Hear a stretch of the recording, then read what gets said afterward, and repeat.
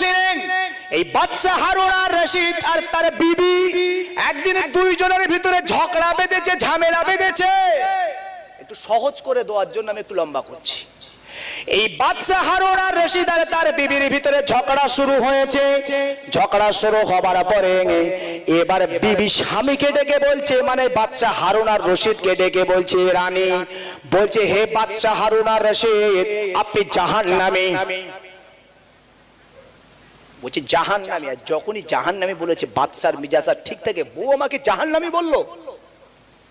বাদশা হারুন আর রশিদ বলল, শোনো বিবি, যদি আমি জাহান্নামী হই তাহলে তুমি তালাকি।